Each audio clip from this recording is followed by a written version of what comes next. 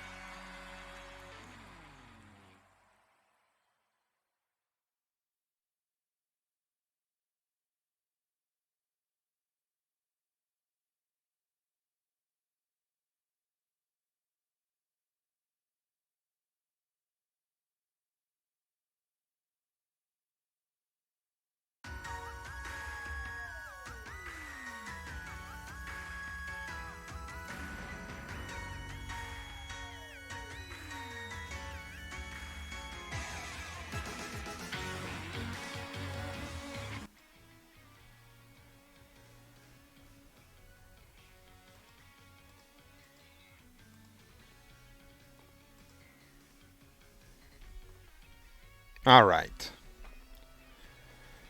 Now let me see here.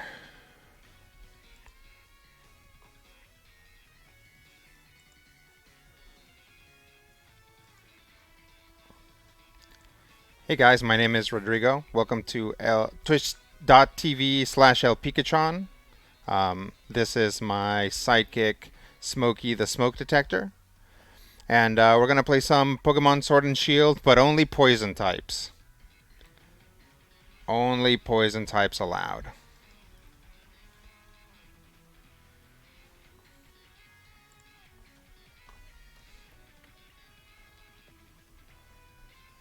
Let's see where we're at here.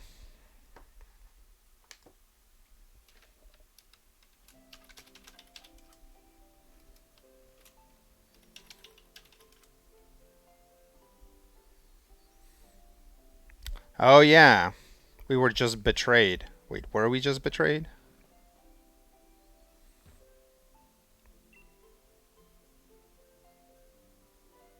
Oh yeah, they just stole all the stars, all the wishing stars, because they had a man on the inside, by which I mean a lady on the inside. Oh, Sonia's pissed.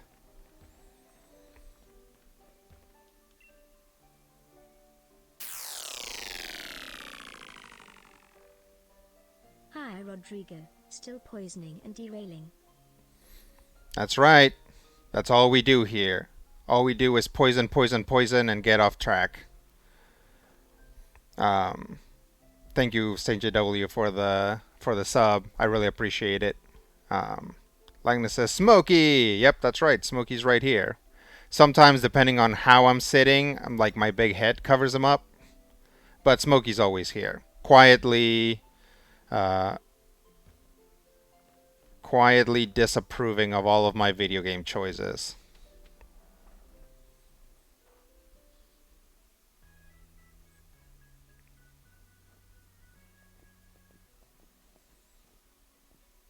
Wait, don't just leave without saying anything. But you were upset. We didn't want to say anything to make it worse. We were trying to be considerate, but of course I'd be down on myself. It was my fault. I got tricked by a Nicket in Wooloo's clothing. It's cute, right? Sheep in wolf's clothing. It's cute. No, wolf in sheep's clothing. But that's it. No more feeling sorry for myself. That lot made off like bandits with all the wishing stars. It'd be awful if they were used for some evil purpose, so there's no time to be feeling down. Oh, hey, you've got some guts. You've certainly grown strong in the face of adversity, dearie. Gran. Dynamaxing draws out the true strength from their trust between a Pokemon and their trainer. But that group is likely pouring the Galar particles emitted by the wishing stars into Pokemon, forcing them to Dynamax. You don't want to force a Pokemon to Dynamax. That's bad for them. Likeness says, "Are you feeling better, Rodrigo?" I'm feeling about as well as I usually do. But yeah, I'm doing okay. Likeness says, "Wait, by naked in sheep's clothing? You're not naked if you're wearing no, a nicket." Where I'm not from New Zealand. I'm not saying naked. A nicket. It's like a little fox Pokemon. Here, maybe I can show you.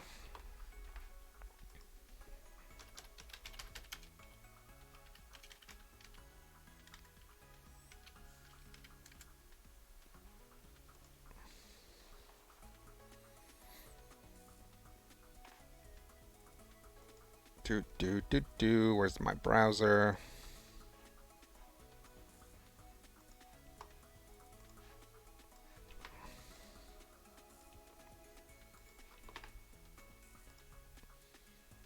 Here, that's a Nickit.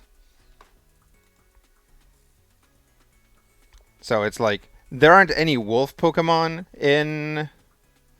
Well, I mean, unless you count Zacian and Samazenta, right?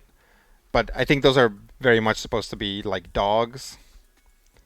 Maybe they're supposed to be wolves. I guess they do a lot of howling. But anyway, this would be like the closest thing that they would have to like a wolf, I guess. Because there's actually no wolves there, which makes sense because in fact, all wolves and bears have been eradicated from England and from the British Isles. So there you go. Let me switch back to the thing.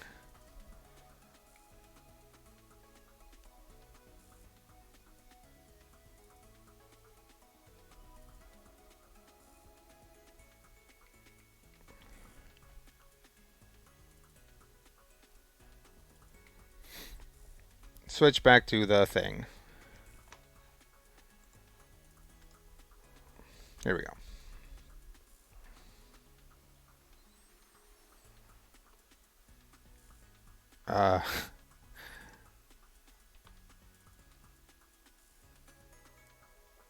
Sounds like something some knights in Monty Python might say. Yeah, you and your English caniggets. Yep. Where's my... Let me move this. And... mess with this, and then turn this on, and then put this back where I need it. Okay, there we go.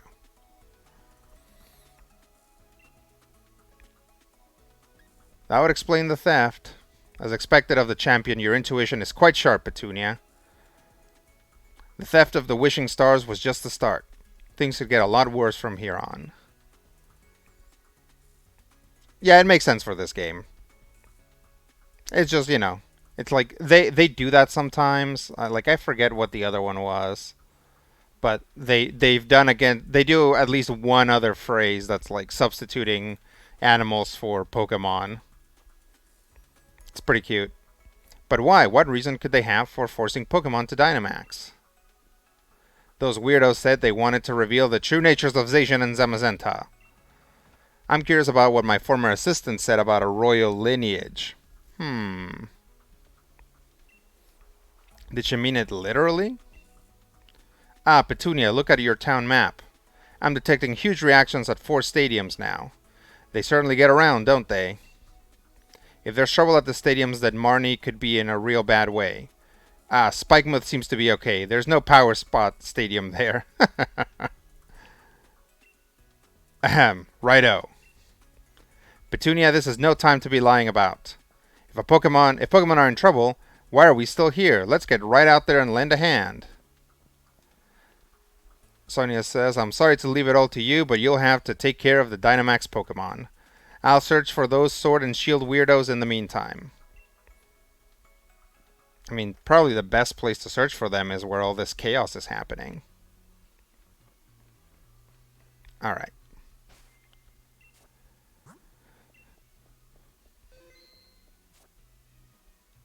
Let's see what we're looking at here. Lagnus says, first we steal the Wishing Stars, then we take Berlin. Yeah. They have some cockamamie plot on how to do it. So there should be 4. 1, 2, okay.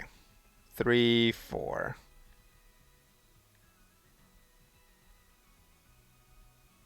Right? 1, 2, 3. I only see 3. Oh, there you go. There's 4.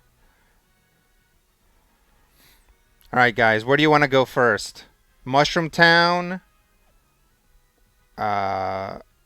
Little Town? Hammerlock? Or Ice Town?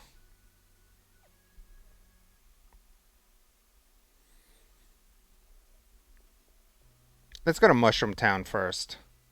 Then wherever you guys want to go, we'll go there later. We'll go there second. Mushroom Town? Okay, yeah, that's what I thought. Gotta start at Mushroom Town.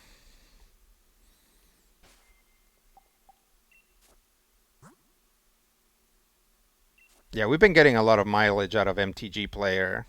So good for him. Oof. Power Nap is behind in XP. Anybody else? 64, 61. That Toxtricity doesn't count. This moon is in the wrong place.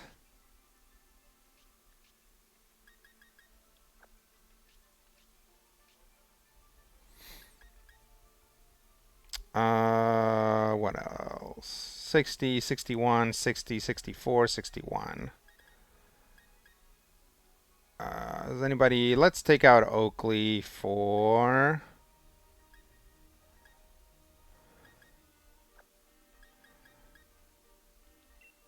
Let's keep Screech Power in the thing. Lagnus says, we have anybody else watched Miss Marvel? I'm quite enjoying it. Yes, I have. I've seen the first 2 episodes. I am enjoying it as well. It is very cute. Saint Jadelu says, it's quite busy here. There's not much room. Ah,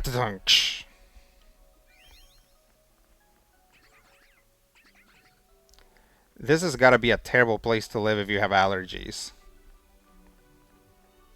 Although I guess most people's allergies are to like pollen and stuff. I don't know if... Well, I guess, yeah, some people would be allergic to mushroom spores.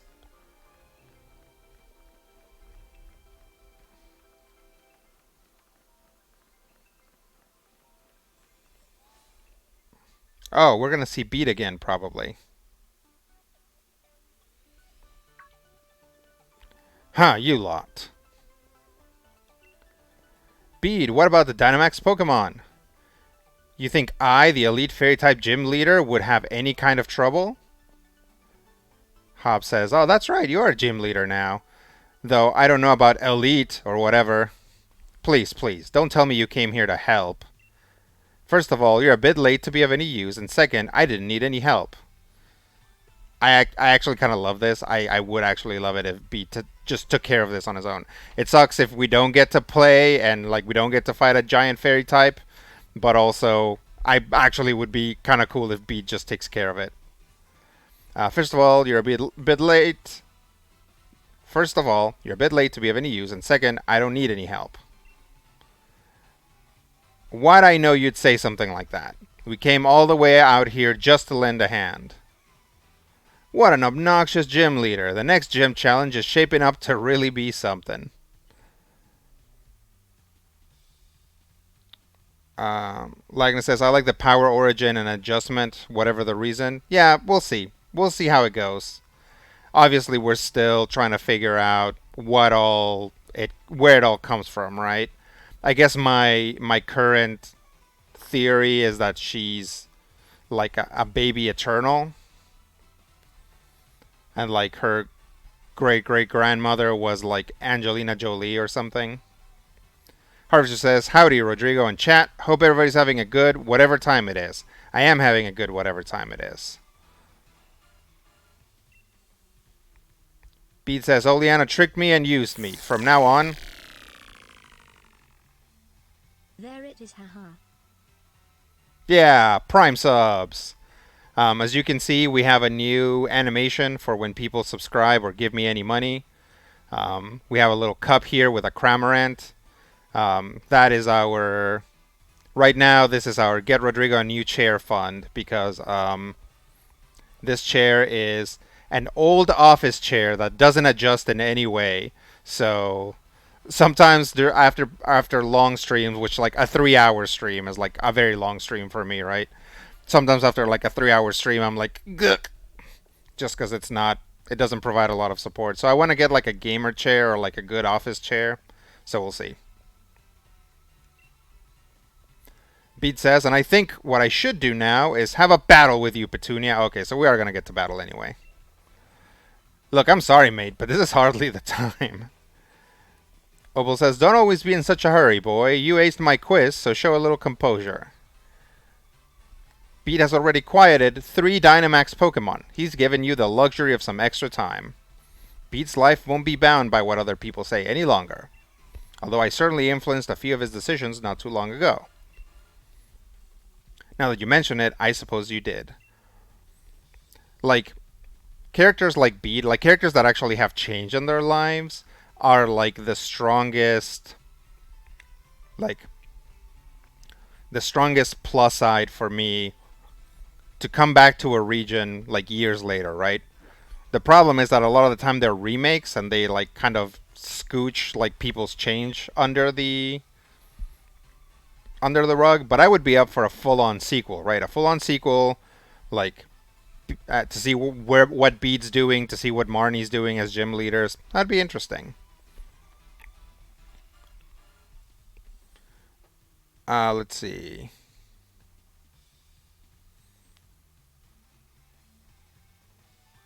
Harvester says, I had to have Twitch show me my new badge. Oh, yeah. Harvester says, oh goodness, I fully support getting Rodrigo a good solid chair. It's honestly been a game changer for me. Yeah, we're getting there. As you guys know, I'm just like kind of slowly putting together my equipment. I got a new computer, camera, all this other stuff to be able to actually stream games. But never got around to getting a new chair, so we need that now. Likeness says a good office chair is infinitely better than a gaming chair and cheaper. Okay, good point. All right.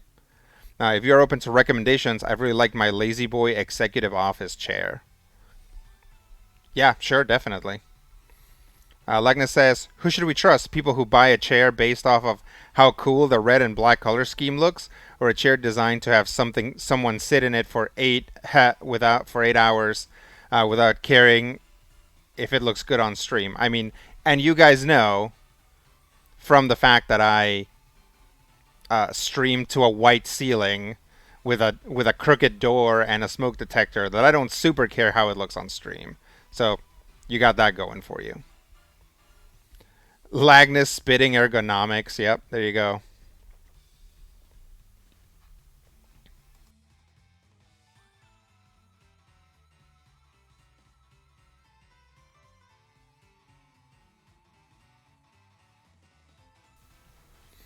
Yeah, as expected of a wise 88-year-old granny, I guess.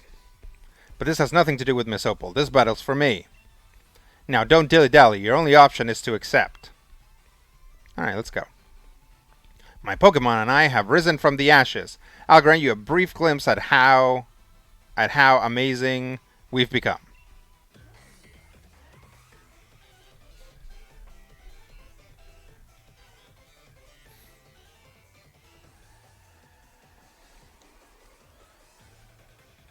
Yeah, not a hint of purple lights at all. Yeah, no, you're right. Sinjado says, now hear me out. I have a Secret Labs Titan. It's super comfy, but not cheap. Okay.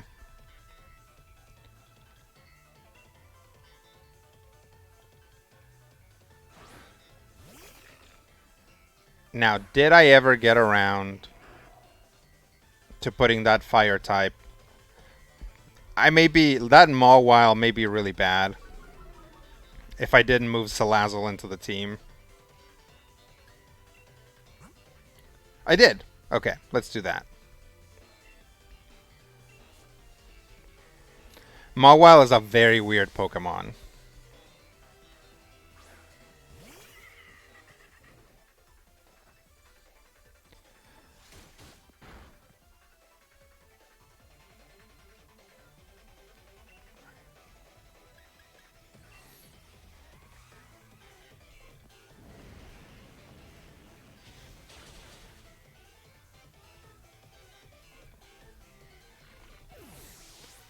Horseful Ryan says, I like it, but boy oh boy, what a little weirdo. Yeah, Mawile is a very weird Pokemon. Lagna says, you're weird, and runs off crying. Harvester says, look at Beat Go, so justifiably confident with some direction and structure. Yeah, definitely, right? It's like, that's all he needed. And Opal could tell. Lagna says, my mom is a physiotherapist and I'm economically minded. A good combo. Yeah, no, that is good. Harvester says, for sure, I've never fully grasped what it's all about. It's an odd play on the Venus flytrap, but it's Steel Jaws thing, but it also does not resemble like a bear trap at all, the way Galarian Stunfisk does. Yeah, Mawile is just kind of its own thing. I don't know if it's supposed to be based on anything. Gardevoir. Yeah, we'll just keep current. Oh, Gardevoir. I was thinking of Lilligant. Yeah, Gardevoir is not... I mean, Gardevoir is a bad combination for me no matter what. Let's hit it with a Venoshock.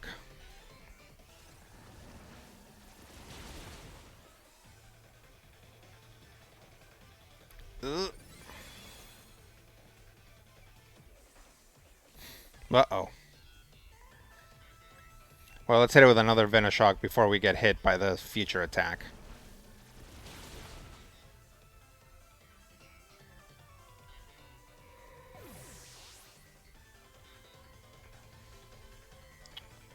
Horsepoint Mine says it's a Japanese myth about a lady ghost with hair that it eats people, I think. Or she has like a big mouth in the back of her head. Oh, okay. Well, that explains it. So a lot of the time when I see a Pokemon, because nowadays Pokemon tend to be based on something, right? Like if you look at like Electabuzz or Magmar, like they're not based on anything, they're just monsters.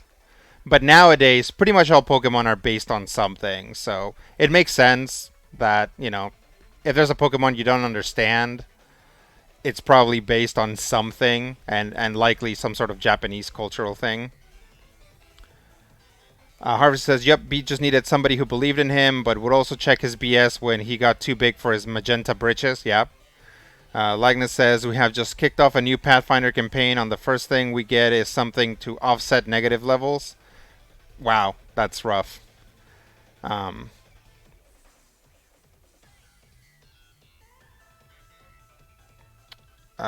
Harvestry apparently, yeah. Harvestry seen that monster before, I guess.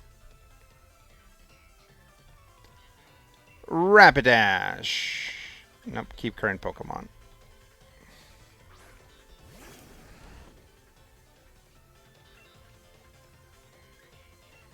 Let's hit it with a Poison Gas. Oh, snap. Pastel Veil. Welp. Oh, it survived. Oh, haha, the future side attack. Nice.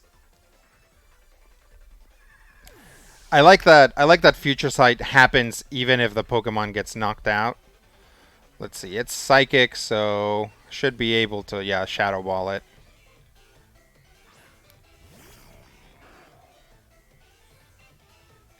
Shadow Ball. Whew.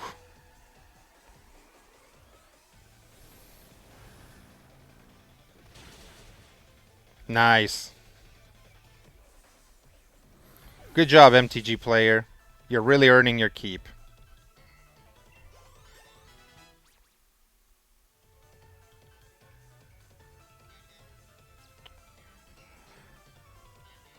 Um, Lagnus says, so now I'm sweating bullets because that's Ghosts, Incorporeal, and Swarm, early enemies in many Paizo adventures. We have very little to fight Ghosts. Oh, okay. Well, you can retrain at every level, right? So maybe there's something you can train into.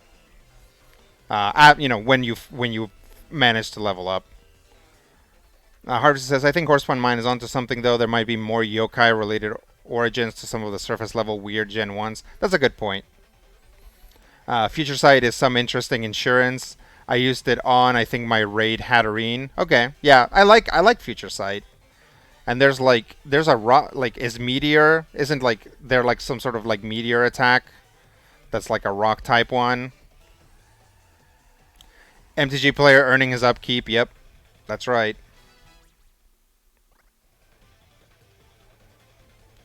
Gym leader Beat is about to send out Hatterene. I'm gonna keep MTG player out for the pivot.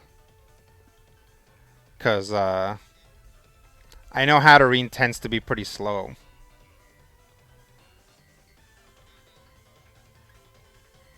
That's nice of you to say, Bead. I'll make sure to draw out every last bit of strength from you, and then triumph.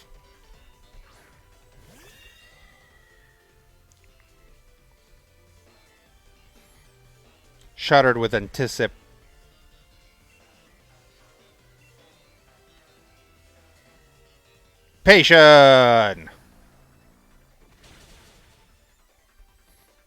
Uh-oh.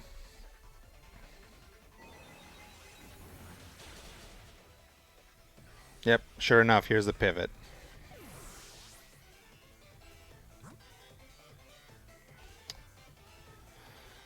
Let's see if Power Nap can get an attack in fast enough.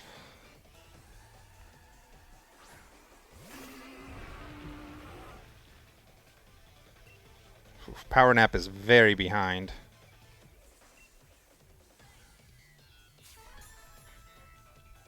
Well, at least he doesn't get to go.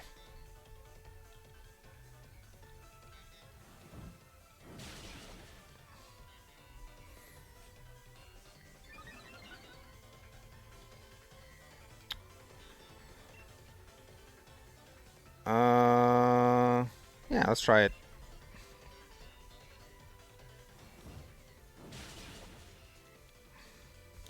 If we survive this hit, we should be okay. And I think this... Ugh, never mind. Too low level. Should have just given Power Nap some XP candy.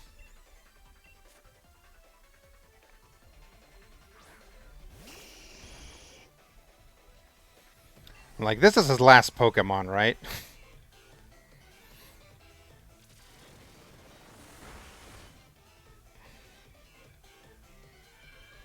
Good old Rude. Let's see. Lagna says, retrain. Nah, we don't play like that. If in future levels, we can deal with it. But this is drop now, so it's coming soon. Okay. Harsh says, I think Deoxys is a signature move like that. Yeah. Yeah, I thought there was like something where like a meteor hits you. Horsepoint Mind says, I just looked it up. Apparently there's a story about a Japanese Oni wearing tiger skins as clothes. And there's an Oni named Raijin that is a god of lightning. That seems to be the consensus theory in Electabuzz. Okay. But is it is it canon though? Like, has any Pokemon person ever been like? Because some of them you can tell, right? It's like, what's Klefki based on? A keychain. Like we can see that, right? But if it's like, something like, yeah, there's like a tiger guy, and then there's like Raijin or whatever, but it's like, yeah, but Electabuzz is just like a monster, right? He doesn't look like a tiger. He just has kind of tiger stripes. Oh, you dropped it in the MSP Discord? Oh, that's fine. I'm sure they'd be happy to see that. Oh, you dropped like a link? Is that what you said? Is that what you meant? I mean, I'm not super convinced of it. But if somebody has come out and said that yes, that's what it is, then I'd be okay with that. Air slash. I have air cutter. Same accuracy, better damage, and also special attack. I need to teach Screech Power some form of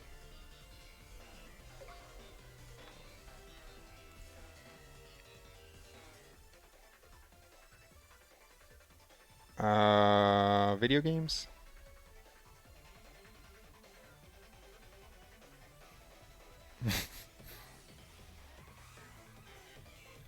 All right. Oh yeah, Harvestry. Thanks for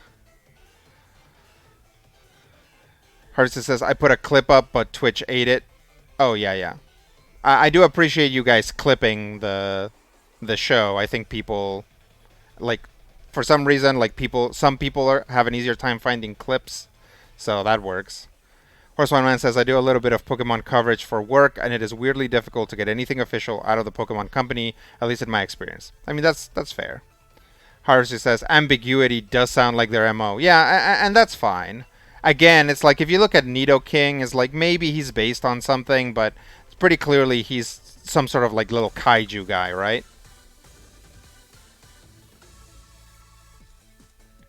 This must be some mistake. I mean, I'm the one who's the gym leader. Yeah, but I'm the champion. Or Petunia is.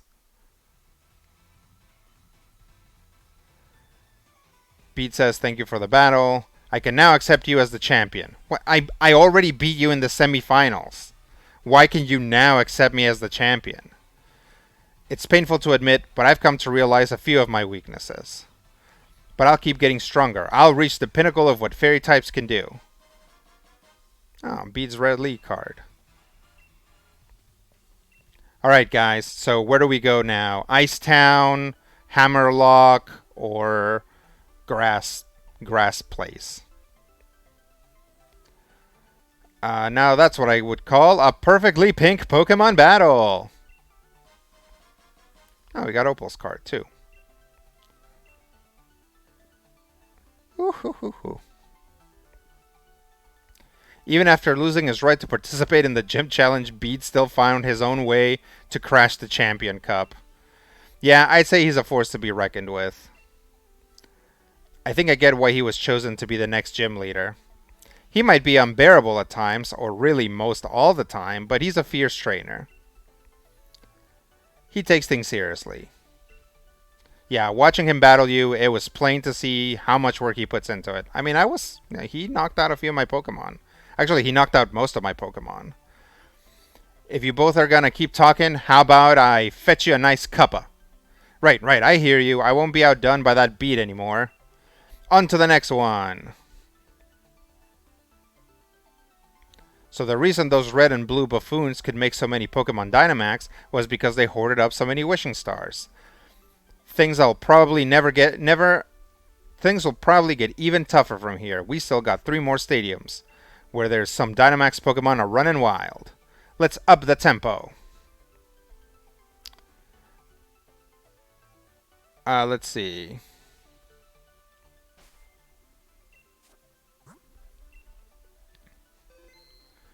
Lagnus says, fretting about upcoming sessions is one of my favorite parts of the RPG hobby. Yep, it's a tried and true tradition. Harvester says, it helps that I'm on my laptop this time. Mobile presents challenges, sure. Likeness says, I can answer any Pokemon questions you have for work. Yeah. Harvey says, Nidoking does have a major kaiju vibes for sure. I wonder about the little venomous rabbit it evolves from in terms of origins, unless it was just natural progression kind of thing. Yeah, I have no idea. Harvey says, like, if they wanted bunny early game Pokemon. I mean, yeah, maybe. It's like, yeah, again, we've talked about this, right? Early on, Pokemon was a game about kaiju. You just had kind of like person-sized or larger, slightly larger, like kaiju that would be your friends and stuff. And eventually, it kind of evolved into like more general critters and animals and stuff like that.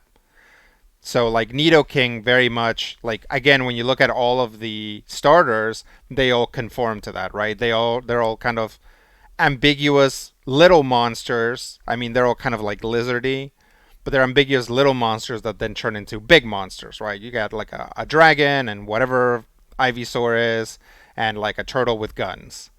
So, yeah, I think a lot of like the explanation for a lot of Pokemon is like they're kaiju, and for like little kaiju like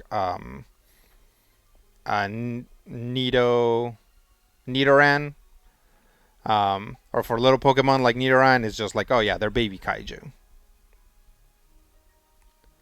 All right, where do we go next? Ice Place. What do we want to save for last? Let's save the Ice Place for last. So let's go to Hammerlock.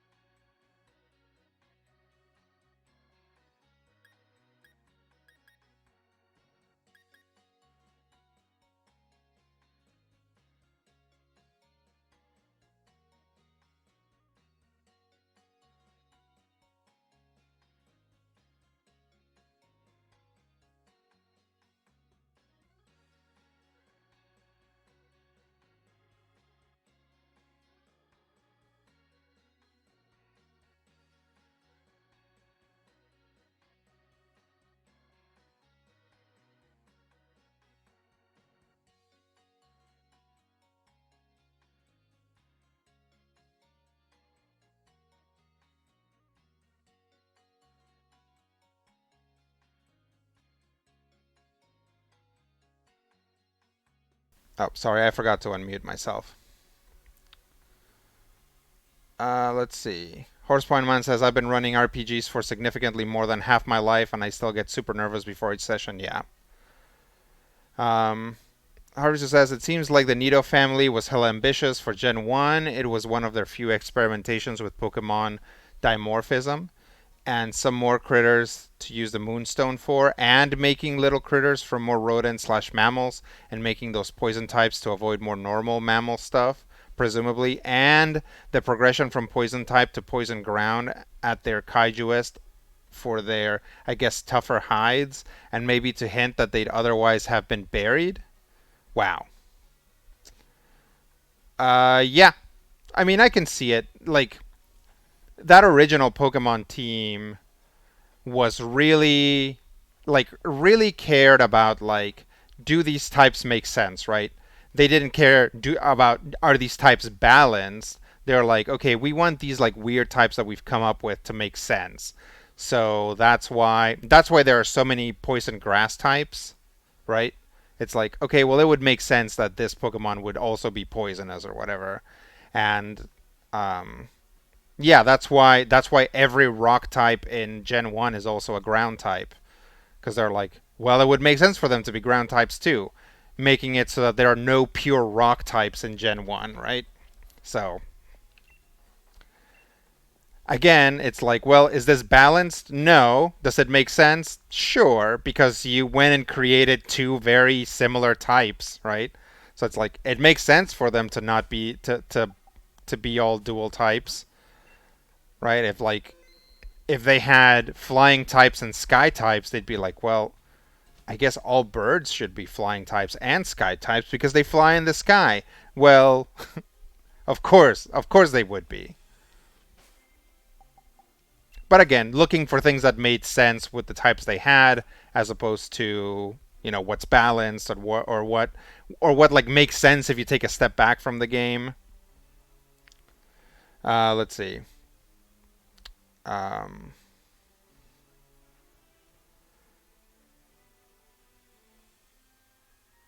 Harvest says all of that is my personal conjecture and inference, but when I stop to think about it, it feels like the Nidos are doing a lot. The Nidos are doing a lot. There's a lot going on there. You're right. Like dimorphism, which is something that later on we would see in the games implemented differently, right? Like there's something about that because they took that shot at Gen 1. Now Nidoran and Nidorina or Nidorina are the only Pokemon that work that way. I guess retroactively they made like Miltank and Taurus work that way as well, but I don't think that was there from the beginning. Pretty sure. Let's see. Lagnus says I've been running and playing RPGs for 86.95% of my life. Well, good for you. I've been running and playing RPGs for a long time now. Because I officially started in college, but for right now is like college was such a long time ago that I was like, oh yeah, that's like 1,000 years ago. Skippy the Wonder Chicken says, let's go poison a steel dog." Lightning says, okay, that was a lie. Probably more like 82%. Um, yeah, so normally you don't have the ability to poison a steel dog, but Peppers actually has the ability that allows her to poison a steel type. So it's something, it could happen. And we'll probably use poison because she's strong against them anyway. Let's see. So we're going to face off against fire types. So I'll take a ground type. And I'll take Sargassum, just as a backup. We'll swap them out for Crud Papers, because Fairy type's not going to be super useful against Fire types.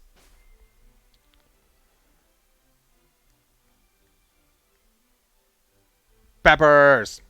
Horse Online says, the ever popular quote number one. Did it not do it? Oh, you have to just, you can't do the number. I mean, Mana Surge is a good quote.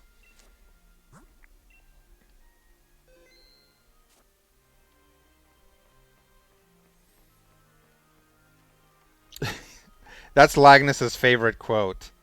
I'm going to, uh, like, someday Wizards of the Coast is going to come knock in and be like, you know what, we do want to sponsor you or whatever. And then Lagnus is going to do that quote, and they're going to be like, never mind. Harvest is right. The only gendered Pokemon in red, blue, and yellow were the Nidorans, and they only implemented gender as a whole in Gen 2 and started coding gender exclusive species.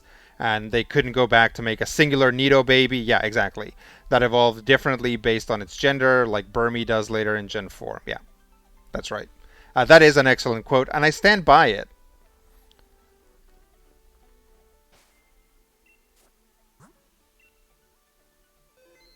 Let's see what Sonia has to say. Oh, Petunia. Someone saw those sword and shield weirdos. They say they got through the door. Alright, I'll go get them. But the door's closed with an electric lock. Open it might take some time. Oh, this door. Okay. Nice timing, you lot. The stadium's just about reached its limit. There's simply too many Dynamax Pokemon running wild in there. Seems Wishing Star power is being used for some evil purpose. So that's what's caused all this. That's a problem, alright. But before we get that sorted, we've got to do something about these Dynamax Pokemon. Glad we've got you all here now, though we've already done the bulk of the work. We're here to help too, right, Petunia? We'll take care of this. Fantastic. Looks like we got ourselves together an unbeatable team. Especially you, Piers. The way you battled me in the Champion Cup, you really had my Dynamax Pokemon up against the wall. Things might actually go better this time if we split up our little band. Right, everyone, split up so we can each take down one of the Dynamax Pokemon. Let's do it. Oh. We're not going to do a raid this time. It's going to be one-on-one.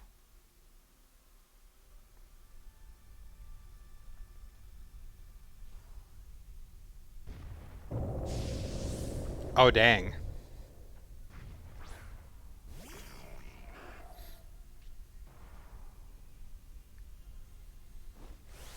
Mold Breaker. Okay, well, actually, this does give me the opportunity for some strategy. I can actually hypnotize him. There you go. Let's see. Did I? Oh yeah, I brought my Dragalge. I'll swap out for a Dragon type, and hopefully this now buys me some time. You know, that way I'm not switching in a Dragon type and then immediately getting hit by a Dragon type attack.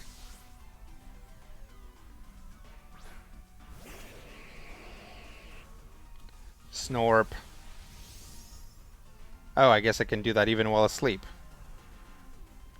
Oh, I guess I can do that even while asleep. Never mind. That thing I said I didn't want to happen exactly happened anyway.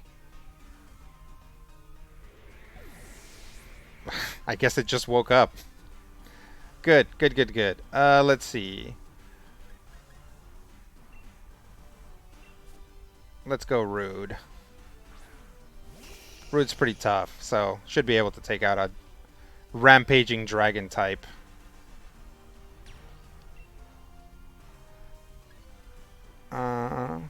Raises Pokemon special attacks.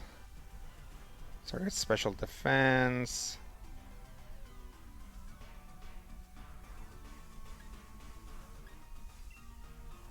Let's hit it with a Max Quake.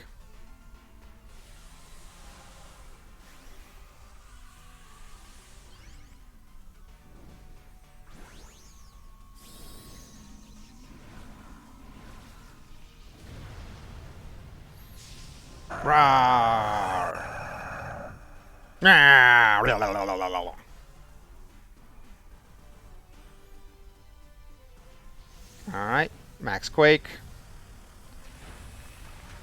It's something.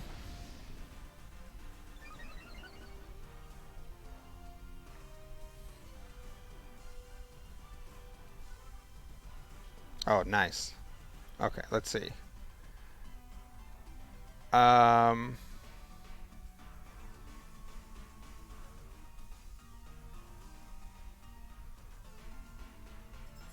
Uh, Harvester says, I think they might admire your moxie and be like, okay then, big chicken, tell us what you what you do to make it not suck. They would definitely never do that. They would have to be in like very serious trouble to be like, okay, let's get a team together of all of our detractors so that they can like very much change the game. The next edition of this game is going to be very similar to 5th edition because now it's their most popular edition, right? So they're not changing anything. Skippy says they didn't do visual differences for Pokemon genders until Gen 4 too. Gender is a real late game patch for this series. Harvest says, didn't they introduce that in Gen 2 as well? I had thought so, but I may be mistaken. Lagnus says, Watsy, okay, Rodrigo, we need you. Here's a whole lot of money. Rodrigo, nothing. Lagnus, exclamation quote 13. Yep, that's right. Skippy says they had a couple, but they didn't make a concerted effort to do different gendered sprites until Gen 4. The cards were a bit stretched for that before then. Okay. Ours says, ooh, gotcha. Yeah, looking it up, the first example I could think of was Pikachu, and GSC did not have those differences. Yeah.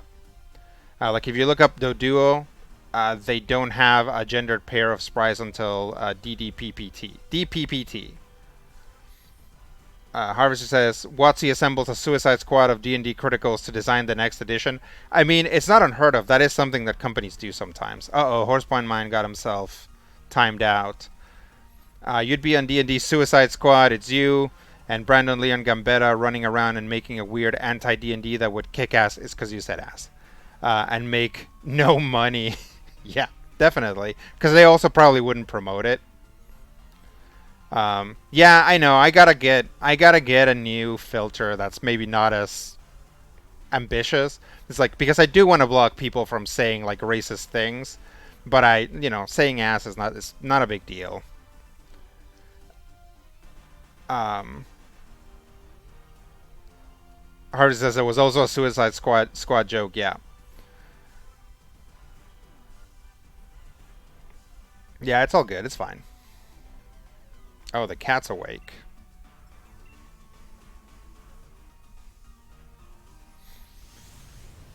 Hit him with a Max Quake.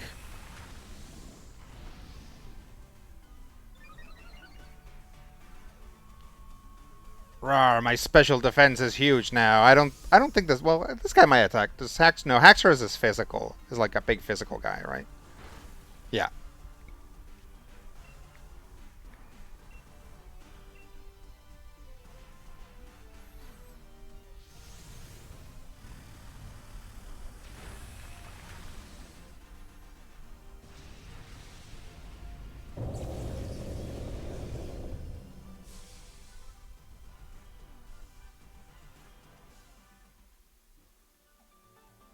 We got him. See, another thing that might be kind of fun here is to play the other trainers, right? If they're like, oh, we're splitting up into 4 teams, it's like, okay, well, now you actually get to play Hop, right? It's like, can you, like, that would be cool. It would be a stretch for the Pokemon series. Like, you're very much, like, because of the way that you collect and build your team, it would be weird to play someone else. But it could happen. It's something they could do. Um, Skippy says, I missed last week's stream. Did we do a breakdown of the new trailer? Yeah, we talked about the new trailer. We didn't do a full breakdown, though. Wait, did we? Yeah, we talked about it. Lagnus says, next D&D will have no stat blocks, no edition wars, but be a new edition, a scorebook outsells everything else. Yep. Next D&D is just Fate Core. I mean, you joke about it, but it's like it's amazing how many people look at 5th edition and say, wow, wouldn't it be easier if, and then they proceed to invent 4th edition. Horseman says, I love a perspective swap in a Pokemon game. Gosh, imagine a Pokemon game with like 4 or 5 short campaigns. Yeah, they wouldn't do that. Like, because it wouldn't let you like carry your Pokemon along with you. unless it did, and that would be. I mean, unless like those campaigns were like generational.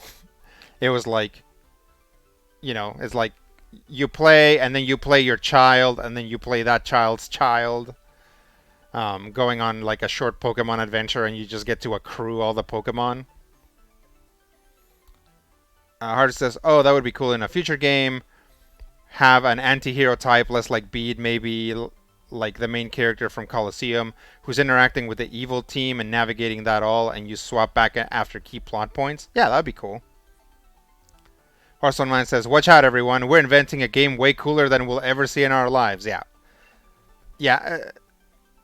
Part of Pokemon's structure would make that very difficult, but it's something that you could do one-ofs every once in a while, especially if it's just battles, right? It's like these guys already have teams composed. Like, Hop has a team, Pierce has a team, so all it would take is for you to get control of those Pokemon.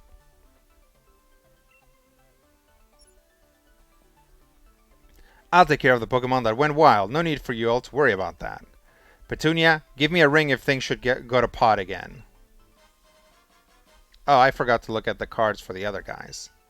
It's because they give you their card and then they keep talking, so I keep forgetting to look at the cards. I'm always happy to lend a hand if I can. The Great Rayhan is here for you anytime. Thanks, Great Rayhan. And Pierce, you and I got to battle again. This time, no Dynamaxing for either of us.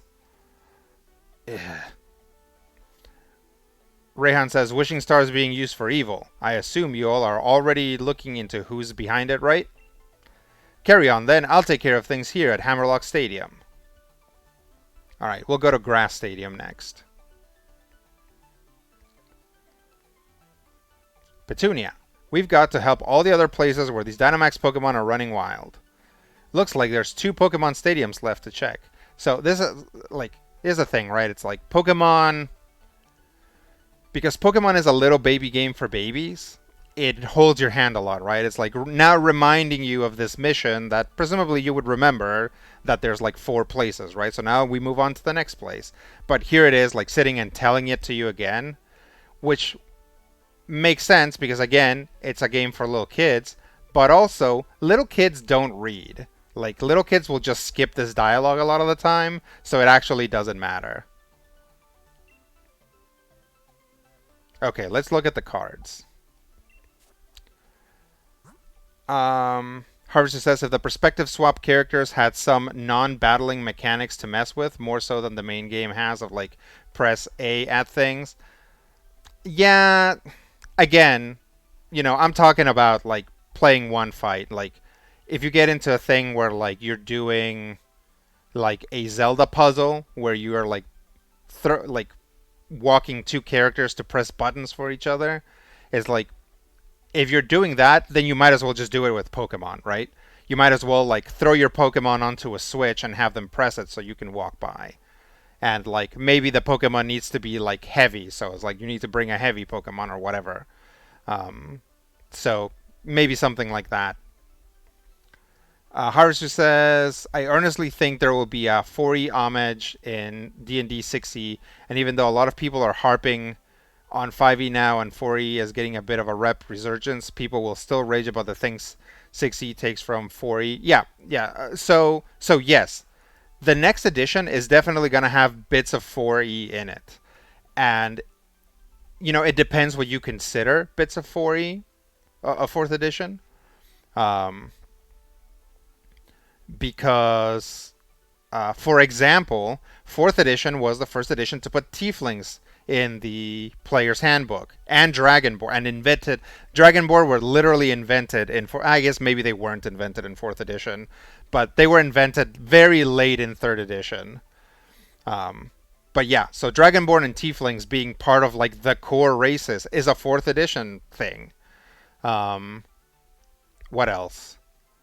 Yeah, so there's a lot of stuff that is, like, when people say, like, oh, there's some of 4E in this, they think about, like, succinct powers, like pushing and pulling, and, like, defined class, like, defined roles, right?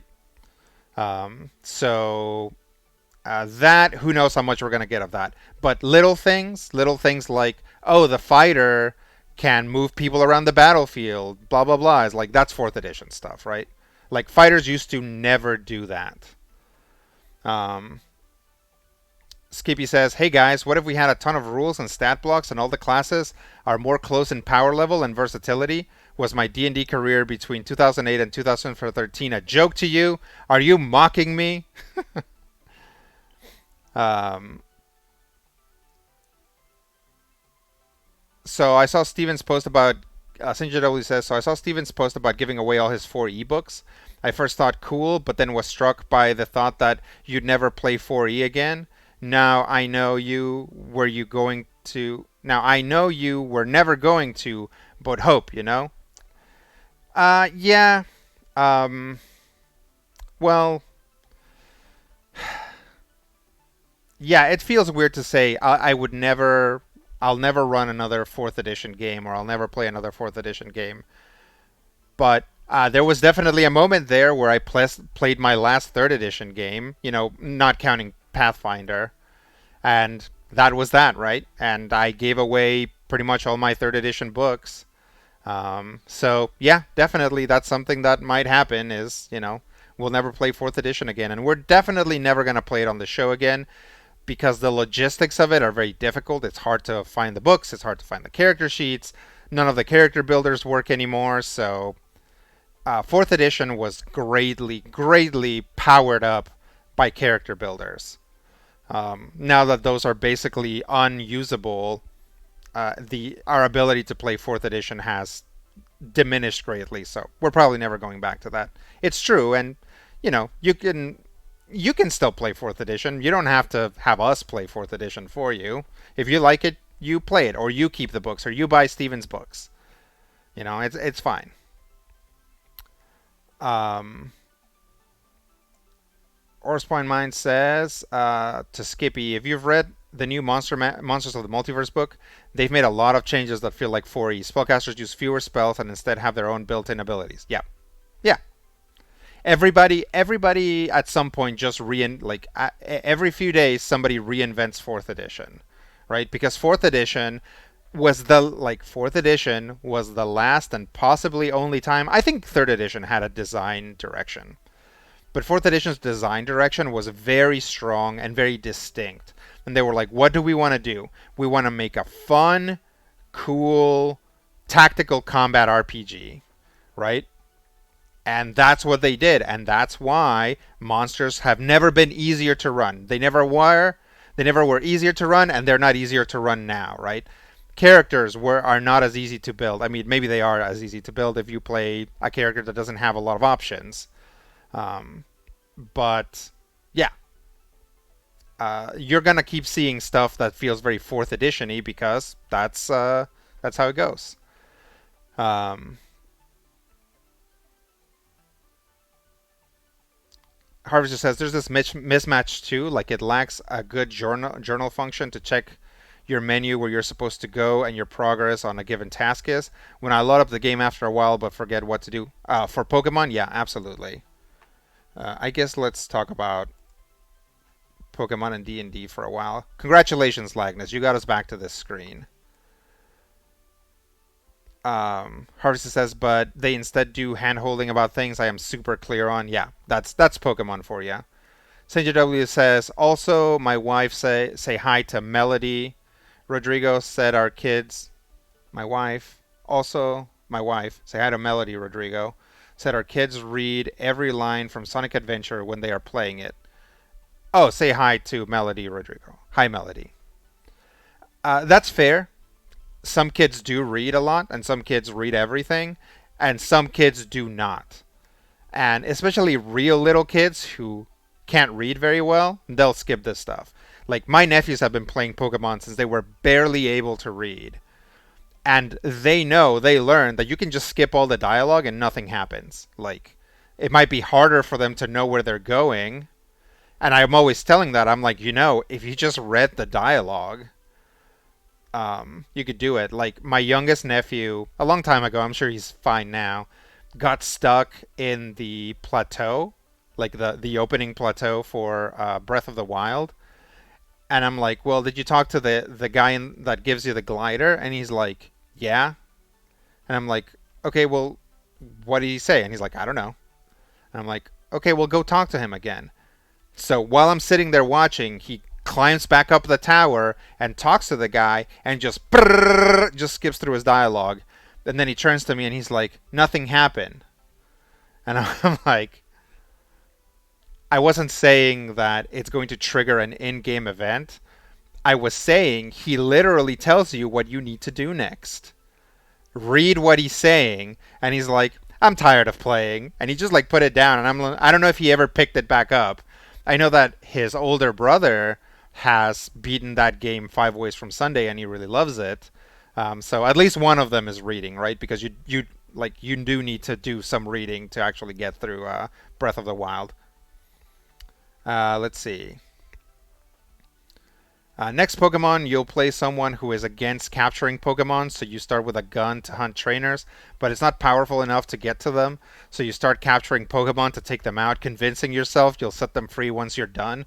But once you are done, you rise as a new Dark Pokemon Lord, keeping your Pokemon around to keep you safe against the challengers coming for your position. That's hardcore, and also definitely not going to happen because Pokemon spends a lot of time trying to convince you that Pokemon love to be captured and fought against each other, right? Like like Legends Arceus. In Legends Arceus, there are factions that don't catch Pokemon with Pokeballs. They just like attract them, and they're just like their friends. The way that kind of like we have pets, right?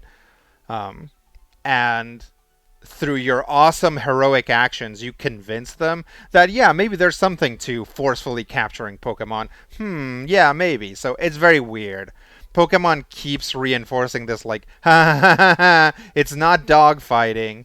And I'm like, it's like maybe you don't need to go so hard on it, but maybe you do, because, every new generation, people are like, wait a minute, is this just dogfighting? And that, obviously Pokemon doesn't like that. Senja W says, I have an Eberron 3.5 edition book, so Warforged definitely before 4E. Did I say Warforged? I meant Dragonborn. So if I said Warforged, then I'm sorry, but definitely, yeah, Warforged were created for Eberron, yeah. Skippy says, I've completely given up on D&D as a whole. Been selling off my books for a while, so I did not know that. That's just really ironic and hilarious.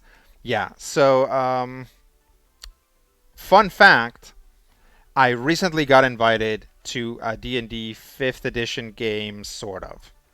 I don't mean I got sort of invited. I mean it's sort of a 5th edition game. It uses a system called Level Up. I don't know if you guys have seen it, but basically it takes 5th edition classes and like tweaks them and mostly just gives you more stuff and more like to make the game a little bit more complex and also to give you more like exploration and stuff to do with your skills. Um, so yeah, after all this time, I'm gonna end up playing a pseudo 5th edition game, and like I got they got me the player's handbook, and I'm looking at it, and I'm like, God, I am just not interested in any of these like classes and races because it's D&D is like halflings and orcs and tieflings and dwarves and stuff, and I'm like, and also it's just the PHB, so I don't have other stuff to like reskin something. I mean, there is, and I've thought of like a few ways to reskin something. But I don't know if I'm even gonna do that. I might just be like, okay, well, I'm playing a dwarf. Like, I'm just playing a normal dwarf, and that'll just have to do. Um, Harvester says you start off arrested for directly confronting trainers without Pokemon, and start the game in a cart with other prisoners. And oh, it's Skyrim again. Yep. You have to join the Murkloaks, who have like Murkrows. Um, Orson Mine says you and the crew might have the world record for most fourth edition ever played. So I think that's a fine place to retire. Yeah, I think so too. I think we did right by fourth edition. To this day, people are like, man, I don't like how you did like AOE's, and that's fine. If you don't like it, that's fine. But yeah, definitely. I think we did right by fourth edition. I think we like sent it off like in a good way. We kept it alive much longer than it had any right to be. Long after fifth edition came out, we were still doing fourth edition. So yeah, I think like I don't feel like we cheated fourth edition of anything. Um, Horse One Mind says Steven sent the books to the library. I'd be lying if I said I didn't consider calling and asking to buy them if they decide to remove them from circulation. I mean that's fair. Also, when I was moving to the Seattle area, I tried to give my books to the library and they were like no. I was like, "Do you already have these books?" And they're like, "We just don't have space for them." So I had to take them to like a thrift store. Um, Skippy says the last time D&D had a design concept, it was Pathfinder. Sure. Harvey says 4E monster design and presentation was wonderful. Yes. Like again, just so easy to read, so easy to use. Right?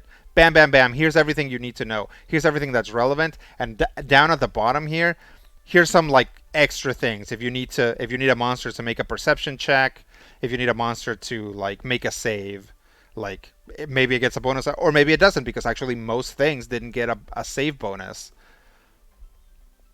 Quote one: we're not torturing dogs in here. Yes, forever. Quote one. Harvester says BW. Do you mean Black White? The evil team was, yeah, Black White was all about Pokemon shouldn't be kept and made to battle. Yeah, absolutely, right? It's like Pokemon should be free is something that like bad guys say. And the leader of the team is just using it as a front to convince loyal followers to do their world domination bidding. Yeah. Harvester says, I haven't seen that. Do you know if it's an N World supplement? It sounds familiar. I don't know where it comes from. Let me see if I can. I'm guessing you're talking about level up, so let me see. Boy, that is not what I meant to open. I don't know. I'm sorry. I don't have it handy. But I don't know where it comes from or what it. Yeah, I literally don't know where it comes from. Skippy says, "Oh, so there's a neat video game facts came out with about the earliest version of external Pokemon materials. It's wild. Pokemon aren't just animals; they're completely unknown creatures. Kanto is actual Japan Kanto Prefecture is fascinating. Oak admits they only know of like 60 Pokemon. Yeah, yeah, that's how the game starts. That's how it feels. Obviously, they've tweaked everything. Like fundamentally, there are things about Pokemon that don't make sense, right? It's like they're like, yeah, go discover new species of Pokemon, and it's like, why? Like, no Pokemon team until maybe very recently has ever consulted a scientist on how science is done, like how animal science is done. Like Legends Arceus is the closest thing because you catch multiple specimens and you have like specific tasks like get it to do this or feed it or whatever, which is closer to how Pokemon or how real animals are studied, right? Like you catch them, you look at them, you probe them. If you find dead ones, you like, or sometimes alive ones, you like vivisect them. Um, that's how we learn about animals, and it's like in Pokemon they're just like catch one, and then all of this magic information is just magically filled into the Pokedex, right?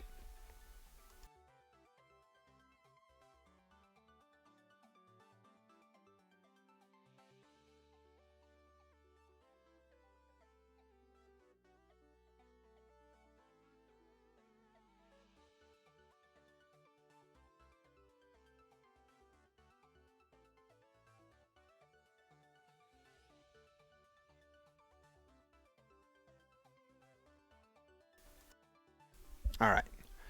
Let's see. Horsepoint Mind says, "Oh, you have to keep us updated on how the pseudo D&D game goes." Yeah, I'll tell you guys how it goes.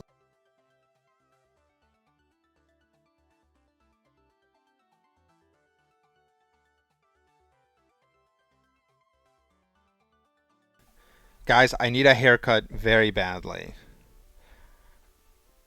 Let's see. Harvey says, LMAO Murkloaks is very good. Oh, thanks. Harvey says, oh, I liked and used the single attack roll versus all targets ruling on close/area attacks. Reduce rolling when targeting multiple monsters. A nice way to shave the coin that is 4e combat time. Yeah, absolutely. If there's one bad thing about 4th edition is that combats take a long time, right? But if you figure out the way to like reduce enemy hit points, or rather, yeah, reduce enemy hit points and increase enemy damage, combats go much faster. And yeah, stuff like that, it just saves you on multiple rolls, and your players are gonna hit most of the time anyway. Like monster ACs are designed to be hit, so you're actually probably going to get good results most of the time. Um, Lagna says, I own two D&D products, the Red Box in Swedish from the 80s, probably at my parents, and the PHB for 5e, and I bought and read to help people with rules and to form an opinion. Okay. Harvey says, yeah, actual ability scores were almost never relevant. No. Helped by non-AC defenses being used, and so they were relegated to the bottom because they were not relevant. Yeah, absolutely. And the thing is like 4th edition just went hard for this. I'm looking at this game and I'm like, okay, how do animal companions work? And sure enough, it's find an animal companion that matches these traits in the monster manual, and you can have it. You can have an eagle from the monster manual or a wolf from the monster manual or whatever. And I'm just like, why? Why not just make, instead of like having this thing that was either designed to be a monster and thus is a bad animal companion, or was designed to be an animal companion and thus is a bad monster? Why, instead of having these things, do I not just have some stats for a good animal companion and then I get to call it whatever I want, right? That's what 5th edition does, and that's what this game does. And same thing for like Wild Shape is like, oh, you can transform into animals, and I'm like, again, an animal you can transform into, like, either an animal you can transform into is either a bad monster or a bad animal you can transform into. It's so hard to do both, right? Because it's either going to be broken in a good way or broken in a bad way.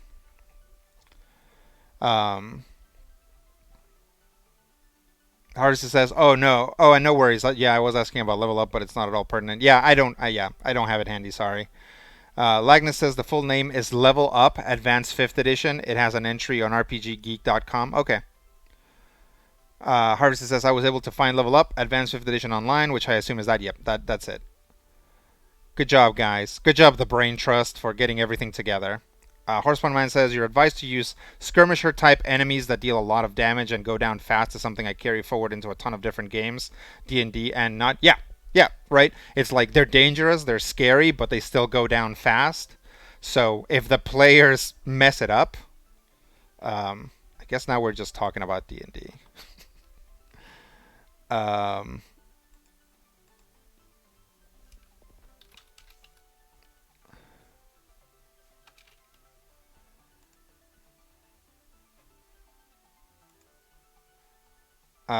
if the players mess it up, then yeah, one or two of them are gonna go down in the fight, right? But even then, the enemies will be flimsy enough that the remaining players will be able to take out the remaining enemies. So yeah, I'm all for like basically throwing almost exclusively glass cannons at the party.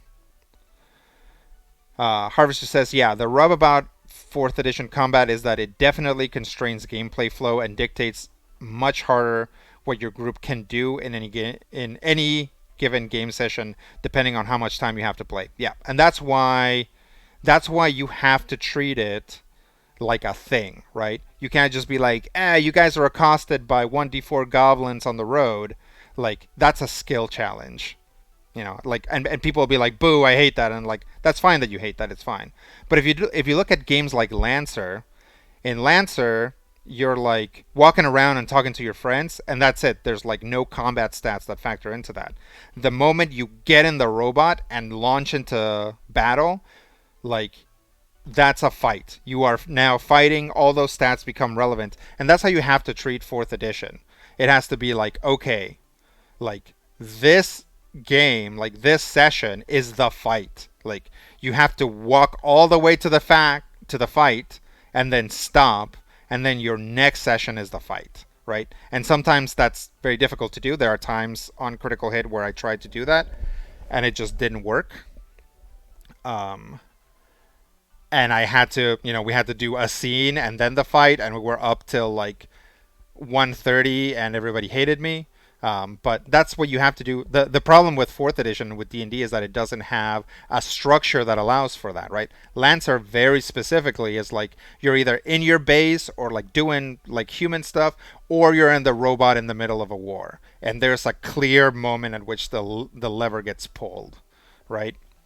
So that doesn't happen for D&D. Like you'd have to play a game that was like that. Like, oh, your heroes are in a stronghold or whatever, and somebody comes to ask for your help and it's like, "Okay, we're going to go help you." Click, combat starts. Or like skill challenge to get to the combat into a combat, right? And that's the game. And the players can, during downtime, are never afraid that something's going to jump them, and they're never worried, and they're just allowed to take their downtime actions.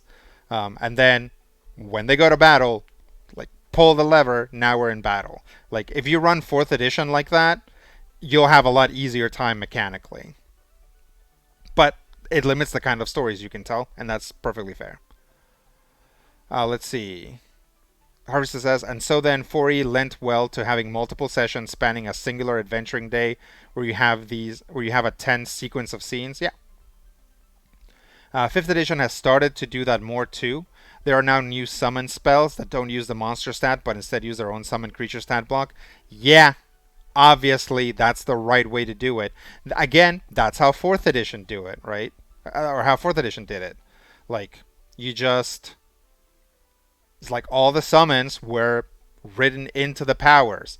Like, any polymorph, any transformation, the stats of what happened are just derived from your own stats, plus or minus some stuff, right? So, yeah.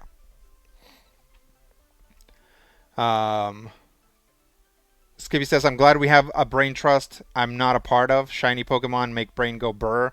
That's okay. You don't have to, like, I appreciate you guys looking for stuff and finding information online for me and for the stream, but you don't have to do it, right? You don't have to feel like you have to do it. Harvester says, oh god, yeah, Lament 5e Wild Shape. Yep.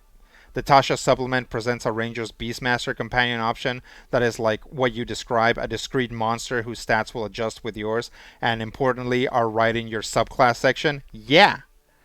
Yeah, that's how you do it. Like, there are so many things in 5th edition.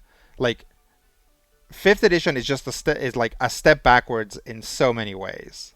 Just so many ways. Presentation, right? Because 4th edition had like discrete cards and tags, right? Is like all powers had tags that you could reference. Like 5th edition class features don't have tags, right?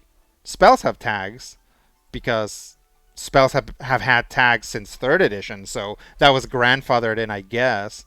But yeah, so much of 5th edition is just a step backwards, and now they're like, hey, what if we did this more like 4th edition? Like constantly, all the time. What if we did this more like 4th edition is going to yield you a better result? Skippy says, we'll finish this game someday. Nope. Harvester says, and Wild Shape could have had the same structure too, instead of a player having to keep track of monster stat blocks and organize them by CR or whatever they have, a swim or fly speeds. Yeah. Wild Shape is just like, you're now in Wild Shape. You could use Wild Shape attacks. Good job. Right? Why not? Harvester says, Wild Shape makes a 5e Druid a much taller order to teach a new player. Yeah. Yeah. The Druid is like, first off, it's broken from what I hear, and second, it's incredibly difficult. You have to keep track of spells. You have to keep track of Wild Shape. You have to keep track of, like, also just your Druid class features. So it's like, yeah, it's super all over the place. And you look at something like Fighter, and it's like, Fighter doesn't get nearly as much stuff. It's like if you look at the entry for Wizard, it's like there's a subclass for each type of magic. So the Wizard walks in with like 10 subclasses, whereas like the Sorcerer gets like 3. I don't know. I don't remember. It's been a while since I looked at the 5th edition PHB. Um, Lagnus says, I'm waiting for Lancer on critical hit. Both the dragons and dungeons can go pull a blanket over themselves. Yeah. We'll play Lancer on critical hit someday. That's I don't want to guarantee it because you never know what's going to happen, but if I have my say, we'll play Lancer someday. Horse One Man says the fights against the Githyanki and Devilish Research, where you have the staticide anchors, are a great example of that. I think it's almost like an XCOM mission or something. Yeah, yeah. If you have mission goals, that's another thing, right? Is that fourth edition fights battles take forever, but not if you have a mission, right? If you just need to accomplish a mission, they can be over very quickly. Um, so yeah, like that's another thing. If you want your fifth edition missions or your fifth edition fights to be faster, then create goals. Like you have to get to this end of the battle to escape these monsters, right? And it's like make the monsters kind of controlly so they prevent players from doing it, so the players have to like figure out a way to occupy the monsters long enough for everyone to escape. That's a fantastic type of fight. Harvest says D&D 4th edition, pick your battles, a master class by Rodrigo Lopez. Yeah. Harvest says absolutely some non-linear complications into the combat encounter made it interesting and created more engaging decision trees. Yeah, definitely. That's how 4th edition do. Yeah. Um, that's how 4th edition do it. Um, yeah, I'll go back and trim them later, guys. It's fine.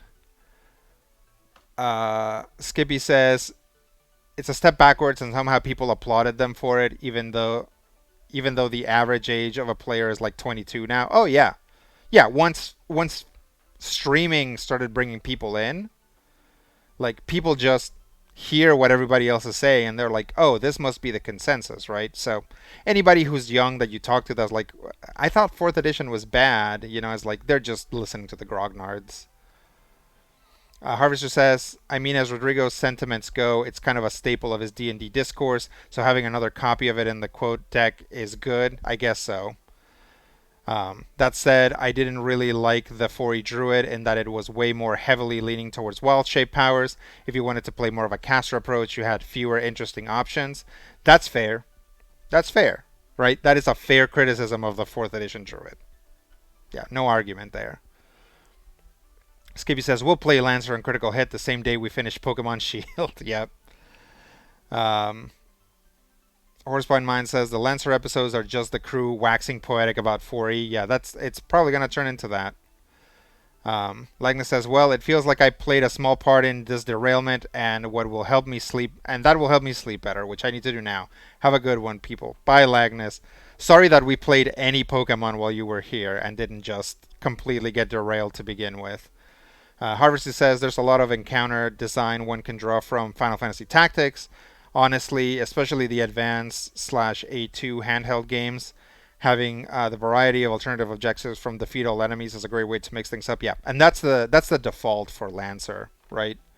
Um, in Lancer, you're almost always like your goal is almost never defeat all enemies.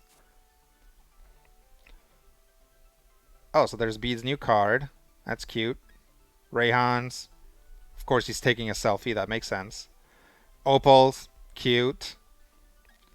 And we saw these before, I think. Yeah.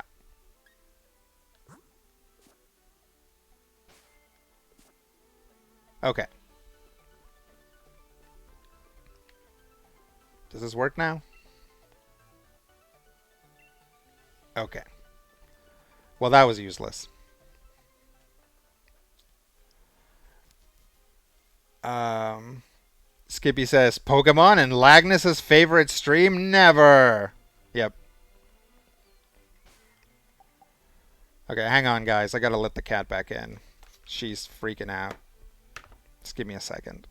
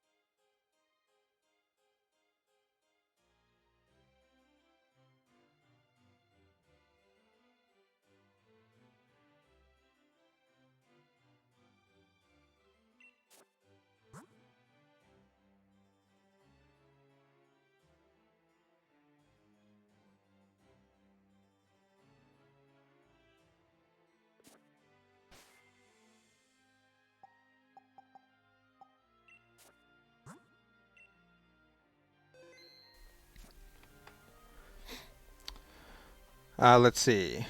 Skippy says, I love the date jump in those cards. 3 month difference. Yep. Harvest says, hello, Lily. Yeah, Lily actually was in the room and she wanted to be let out, which is a lot more of a priority because her litter box is out there and I don't want her to pee in the room.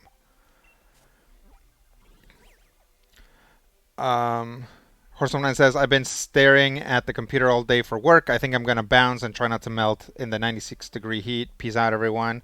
See you later. Good luck. Don't melt.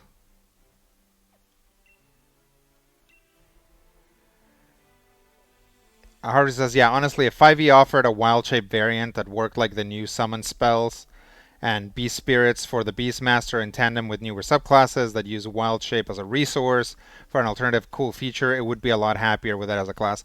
That's actually something that, just the use of it as a resource, that's something that, am I in the right place? Oh, I guess it wasn't the grass gym, it was the ghost gym. That's something that Level Up does. One of the basically you can pick a more wild shapey or more spellcasty build, and if you pick the spellcasty build, it lets you eat uses of wild shape to cast more spells. So that's good, right? That's one way to use wild shape as a resource.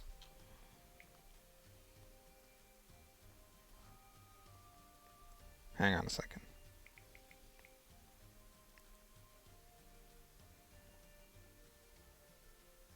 Okay.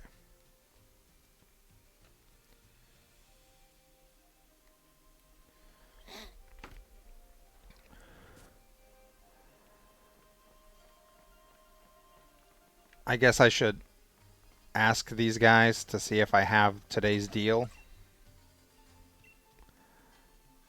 It's hardly worthy of such an achievement, but here, take this. Oh, they're just going to give me something. Ooh, a beast ball. Nice.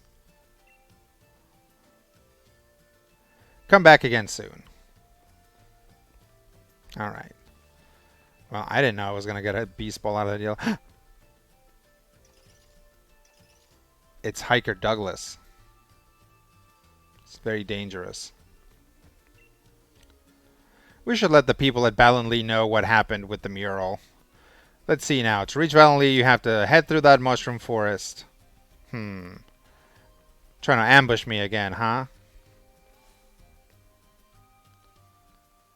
Yeah, the villain. Did you guys see that? Like, I know some of you were like here for that, but I'm really proud of that video. I think it's really stupid. It's like, oh no, guys, it's the villain of the game. Let's see. Let's see. Any hot takes on season 2 of Strive? No, not really. I haven't been keeping up with Strive stuff because, not to get too heavy about things, but a while ago I talked to you guys about why I'm not playing Magic anymore, and that's because I've been having anxiety issues, and playing against randos online really spikes my anxiety for some reason. It's like playing with my friends doesn't matter. Playing PvE games, I'm fine. But there's something about playing with random people online that really just gets me really tense. And it's pretty bad when I'm playing Magic. So when I'm playing a fighting game like Strive, which I love playing Guilty Gear Strive, it's even worse because I'm not just in a heightened state. I'm also like mashing buttons and doing things and trying to like get my reflexes to be fast enough to face the no doubt 12-year-old kids that are like beating my butt. So I kind of I had to stop looking at Strive stuff because it made me want to play, right? So the last thing I did is I played a little bit with Testament just to figure out how they worked. But after that, I just really haven't gotten into it. So it's I had to like take myself out of that, and there might come a point where I'm able to like get back in it and be like, okay, I can see what these changes are or whatever. I know there's been a ton of big changes, but people seem to be reacting pretty positively to them all around. from what I've seen anyway. So yeah, I don't have a big take on the changes because kind of for health reasons I haven't been with keeping up with Strive. Um, Harvester says, yeah, that sounds like a good alternative approach. I know they wanted to code Wild Shape into the Druid's identity, and it is theoretically a solid short rest resource when their spell slots are long rest dependent, but its execution is clunky, and it originally left little room for a character who didn't care about shapeshifting. Yeah, and that's fair. It's like in third edition, on top of everything, druids also got the best animal companion rules. So you had spells, wild shape, and animal companions. So at least they took that away, and people complained. People complained when they took away the animal companion from the druid in fourth edition and gave it to the ranger. But again, seeing like stuff like this level up stuff is like it was a good move, and people are like, yeah, the ranger should just have the animal companion because that makes sense. He's leading me into a trap. Yeah, Hiker Douglas is trying to get me back into the forest. Harvester says, I'm into the recent 5e design pivot of use this main thing as a resource for a different cool thing to open a variety. Yeah, absolutely. That tends to be good. Harvester says, that sounds rough and very much understandable. Oh, yeah. It's a health thing. Skippy says, I gave up on almost every stressful video game. I basically play Rishi Mahjong at this point, and that's it. I barely understand the game, so no anxiety. Okay. It gives you less anxiety that you don't understand the game. I mean, that's fair if that's how it works for you. Yeah. It's like it really is just competing with randos online. Like Magic had never caused me any problems back when I was like going and playing with friends at like a card shop. It really is just playing random people online that just like spike my anxiety for some reason. And there were other like life things that made my anxiety level much higher. So that's kind of when it started happening. So right now I'm on an ongoing quest to reduce my anxiety levels back to where they were, I don't know, a few years ago, so that maybe I can play this stuff again. And because the only way to reduce my anxiety about that stuff is to do it, but right now I absolutely can't do it, right? So, Harvester says, I steer clear of online multiplayer games that have a mic interaction too, as I don't want to subject myself to free spewing vitriol from randos who care too much. Yeah, that's definitely one of the reasons why I stopped playing Overwatch. I just kind of didn't want to deal with that. Uh, Skippy says, any interest in Street Fighter 6 at all? Yes. Lots of interest in Street Fighter 6. It looks very good. And it also looks like maybe it's going to have a robust single player thing. So part of the reason why I'm not playing Guilty Gear is because I can't play online and the single player content is not very robust, right? It's like play against a bunch of like computer opponents for, it's like play against five guys and then Nagoriyuki and that's it. Or play until you lose, which is kind of fun. Or play until you lose, but your life total stays this like doesn't go back, right? So it's like okay, once you've played a little bit of each of those modes, it's like it's kind of always going to be the same. But yeah, I am very interested in Street Fighter 6. It's a game that even if I'm not back to 100%, I'm probably going to end up buying because I love Street Fighter. I've loved Street Fighter since I played Street Fighter 2 as a little baby. And so yeah, I'm probably going to get that. Sinjadoli says, I only play PvP online games in short bursts, MTG included. Been playing a lot more MTG in person though. Yeah, that doesn't stress me out as much. Harvester says, I have seen that animal companion lamenting. I don't get hard coding into a core. I don't get hard coding it into a core class feature. Yeah, you don't need to. And actually, level up. It's one of the builds, right? Like a third level, you get basically a subclass. So animal companion guy is a subclass, but it's still an animal from the monster manual. So screw that. Don't like it. Don't want it.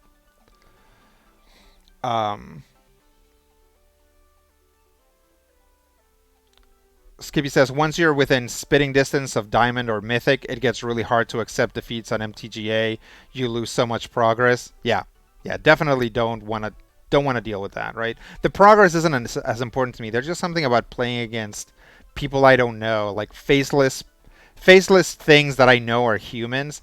It just stresses me out so much. Like I really don't want to lose, and then I lose, and it makes me super angry, right? And I'm like, why? Why do I get so angry about this stuff? And I don't know. It's just like it does. It just makes me super mad. Whereas like my friends can just beat me over and over and over again, right? Like playing Magic with my wife, she can just beat me like 4 games straight, and I'm still like do. Like, but playing against randos, it just really gets to me, and I don't know why. Um, Hard success or like doing so for a class that is not all about the companion. MCDM has a full 3PP class called the Beastmaster. I'm interested in checking for those for whose whole deal is having specialized monster companion. Yeah, yeah, that like having a pet or having pets is its own sort of archetype, and having something that just kinda gets a pet and the pet's not very good sucks, right? It's better to just have a class that's like I'm all about this pet, or yeah, or who did things like if it's a subclass, it's like yeah, okay, so your pet benefits from favorite enemy. Your pet benefits from all of your terrain bonuses. Your pet benefits from like you can cash in favored enemy attack dice to get your pet to like fly or spit fire or whatever, you know. It's like yeah, if it really turned the class into being all about the pet, then yeah. But that's difficult. That's more difficult to write. Let's see. Skippy says, "Who do you historically play in Street Fighter? I hope it isn't Blanca."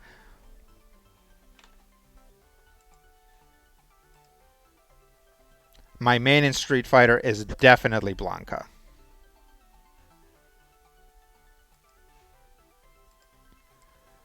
I know that Blanca is like a troll character, but I never played against people, right? It's like I've only ever played against the computer.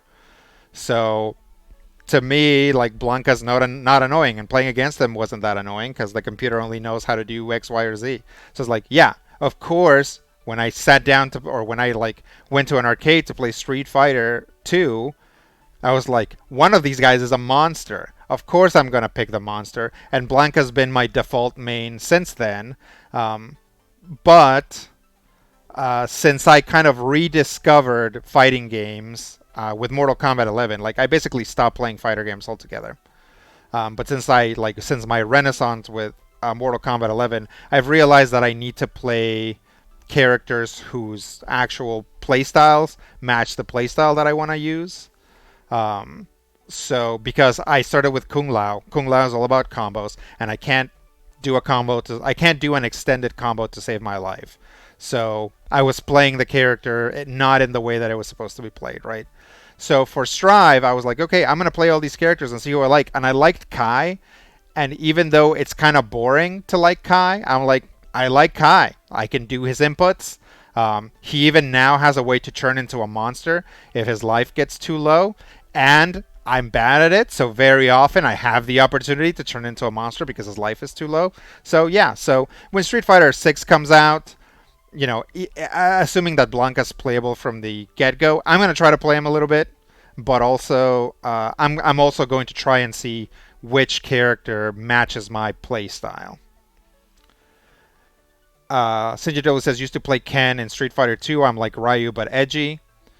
Skippy says, well, at least you weren't playing Flowchart Ken. No, I was not. I've never played Ken because like it's funny because like I think for most people it's like, oh, Ryu is boring, I'm gonna play Ken. But for me it's the opposite. Like Ryu is like this cool determined guy, and Ken seems like an American protagonist type. So I'm like, oh, this is the most boring character in Street Fighter. Even though a lot of people say it's Ryu, I'm like, no, Ken is definitely more boring. If you like Ken, that's fine. Like I now feel that it's not true, and again, especially because they're advancing Ken's storyline, and also because they've differentiated the way that they fight. So yeah, if you like Ken, that's fine. I know like I actually follow a streamer who exclusively plays Ken, and she does a great job. Um, Skippy says, well, at least you weren't playing Flowchart Ken. Yeah. Harvey says, the anonymity bit. Yeah, that makes sense. Rodrigo's embrace the monstrous thesis emerges once more. That's right. Always go for the monsters. Skippy the Wonder Chicken says, I missed most of the Blanca rant because of ads. Okay, I wasn't fronting on Blanca. I'm mostly saying I hope you don't play him because Capcom has turned Blanca into an absolute joke. Yeah, so I'm hoping in Street Fighter 6 that he'll be better, right? Um, Skippy says Kai is an absolute beast in Strive at the moment. He got some great buffs. That's what I heard. I follow Kizzy K, and I know he's a big Kai player or has been traditionally in Strive. So I heard that he was very happy about the buffs. So that's good to hear. And again, you know, at some point I might sit down and I really want to play Testament. I really want to maybe take some goes at the computer with Testament because I think Testament really, really matches my playstyle. It's like it's just really unfortunate that I'm in this place in my life where I can't play online with randos, right? Because I think I would really enjoy playing Testament if I got more time. Skippy says Flowchart Ken was a whole class of silver tier players in SF4 where you just play the flowchart. It was so mapped and brain dead. You could just follow the flowchart and win in early and middle tiers. Yeah. All right, let's see what Alistair has to say. Something like that. How are things looking? The people all got out, but I'm the gym leader. I'll battle the Dynamax Pokemon. Oh, Alistair. Nice one. Then let's all work together. That'd be brilliant, thanks. Oh, Alistair. You don't have to go it alone, Alistair. We're here for you. There are loads of them. I hope everyone can take one each, please. Let's go.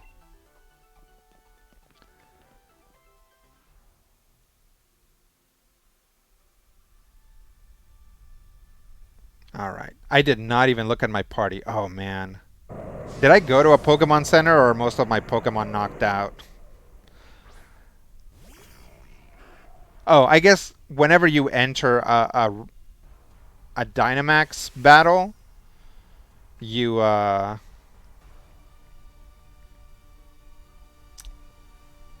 you heal up completely. All right, guys, we're gonna go for the for shooting off the hip and hope that we are faster than a Dusknoir, which Dusknoir is pretty slow. So let's see if we can do this.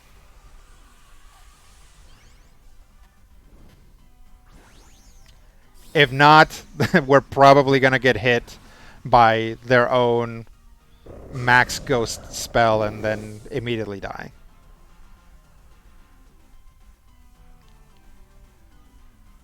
Woo! Alright. Die to Max Phantasm, please. Oh no. Oh no.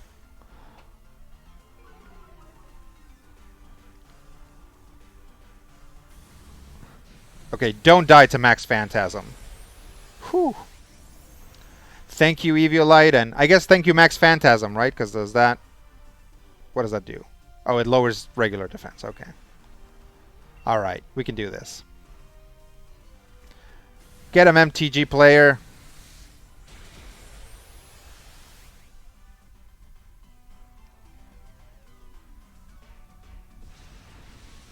Kaboom. Got him.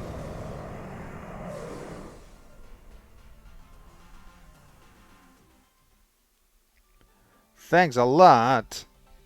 Alright, let's see what people are saying. Alistair's a little bit of a shy guy, huh? Yep, he is. He really is. Skippy says, I picked up Baiken and she's forcing me to play smart because her health is just so low. I have to actually block now. Crazy talk. Yeah.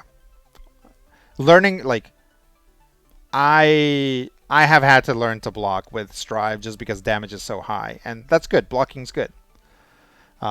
Testament is great. If you're playing against newer players who don't know how to approach, you can create a ton of frame traps and a huge blender of Scythe and Blood. If they do know what they're doing, you get to play a really fast game of chasing and spamming their ults over and over because Testament builds tension so darn fast. That's cool.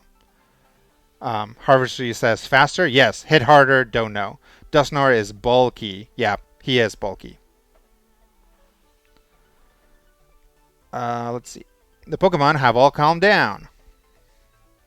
They can rest here. They should be fine in time. Petunia, here. My league card. See, there were like 10 people with Rayhan and like nobody came to help little Alistair. It's okay, Alistair. I've got your back. You put the league card in your album. You can leave things here to me. I'd rather you go help those who need you. You're a champ, Alistair.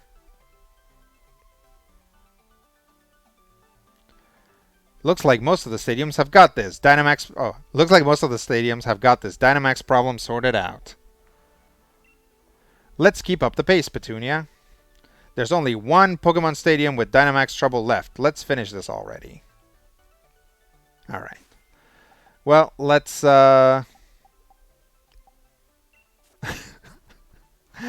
we get so little accomplished. Yeah, I don't want to do the next one because that's probably going to trigger like a longer cutscene. So let's just stop pretending like we're playing Pokemon here. I guess I never changed it back from just chatting, so that works.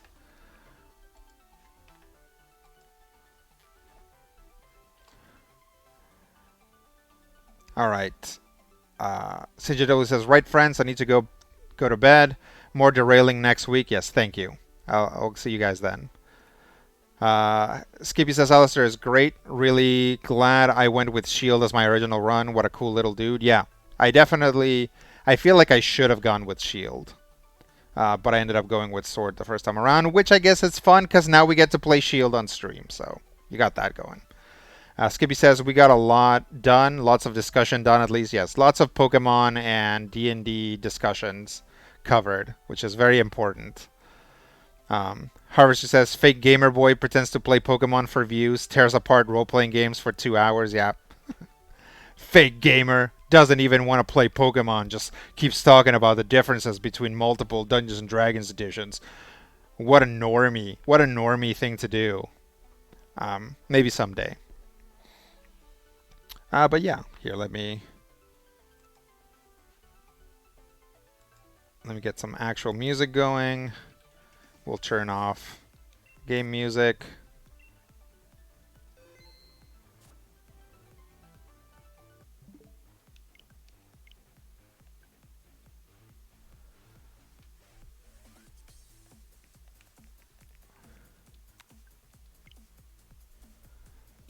Close that.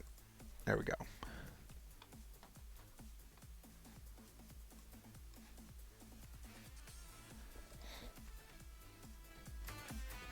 All right. Let's see. Skippy says D&D on Twitch. Yep. Harvesty's Pokemon is a baby game for babies. Rodrigo Lopez, fake gamer boy. That's, I mean, you could say that, I guess, because I do constantly say that. Skippy says, what kind of audience do they think we have on this website? It's like D&D show is our top earner over the last 5 years. Yeah. Harvester says, maybe that one can make it into the actual quotes someday. That is funny that that one hasn't made it into the quotes. I think. Let me check the quotes.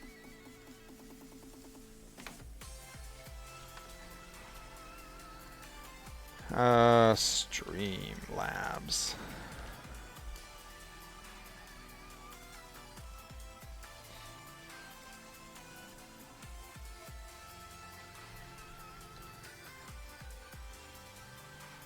We should quote Rodrigo reading that quote. Yep. Let me see. Cloudbot. Quotes. Super effective giant skunk. Don't forget to save your games. Infrastructure. I do appreciate that you're not British.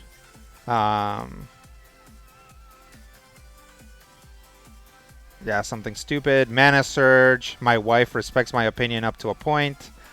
Beat comes in with a steel chair. Gonna pay my way in blood to the championship. The main problem with D&D is that it's very stupid. It's jazz, baby. It's all about the characters you don't control. Oh, that's Lamquins. Yeah. Yeah, 5e is like D&D's greatest hits, but like a wedding band. Already not doing great. Obstagoon, Obstagoon, Obstagoon. Boogity Boogity, give me your uncommons. That's how 4th edition do. And that's how 4th edition do it. So let's go ahead and do Harv's that's how 4th edition do it. That's how 4th edition do it. But yeah, we don't have Pokemon as a baby game for babies. So if you guys ever want to add that one, we can add that too.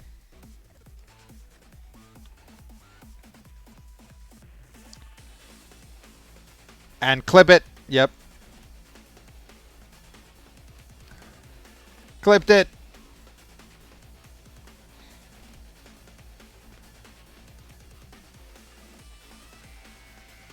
Let's see.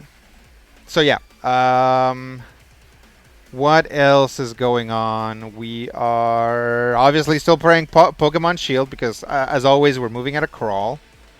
But that's fine. So we'll do this again next week. Stay tuned to the YouTube channel. We're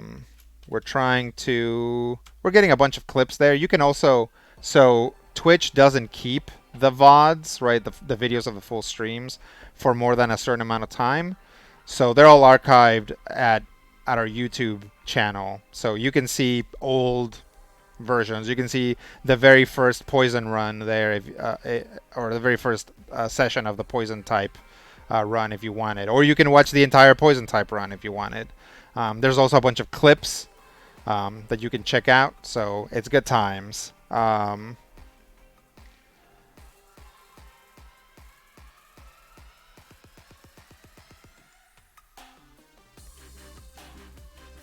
YouTube. Yep, that's right.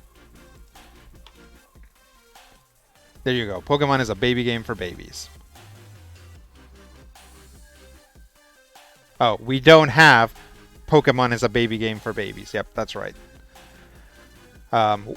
Skippy says watching the run from the beginning to end is pretty fun. It's almost like there's not much progress per 2-hour stream. It's like there's zero progress per 2-hour stream. Like I foolishly thought that we were going to be done with like the Shieldbert and Squidward stuff today, but no. Like I even put in the thing, and those guys, I put in the title, and those guys didn't even show up. We didn't even get far enough to have them interact with us again. We got like 2/3 of the way through, like nothing. So there you go. I hope nobody is actually watching this for the game, because if they are, they've probably already left. Harvester says the YouTube channel is consistently very good. Thank you. Skippy says the short clips are so good. So much good editing in there. Well, thank you. Thanks, guys. I'm glad you appreciate it. I do all the editing. So, like, with this stream, I'm like, I want to say 3 streams behind where I haven't, like, gone in to, like, pull out clips. So, I've got a lot of editing in my future. Shieldbird and Squidward, top tier villains. Yeah, definitely. My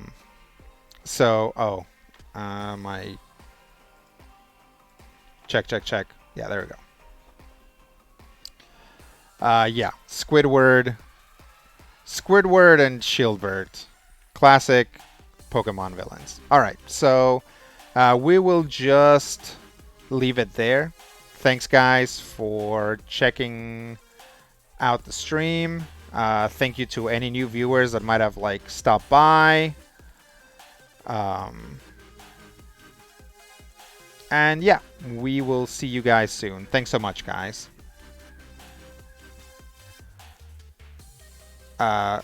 Skippy says, I feel like there's some good material for the Reel/YouTube Shorts function. If you had any free time at all. Yeah. Yeah, and I tried to do it every once in a while. That's why I kind of ask you guys to clip things, because on top of everything else, I don't have a lot of time to do that. But yeah, we'll Sword Bob Shield Pants. That's right. That's probably what it is. All right. Let me see. I will catch you guys later. You guys have a good night or day or whatever time it is. Or if you're watching it later, hello, future people. Okay, bye.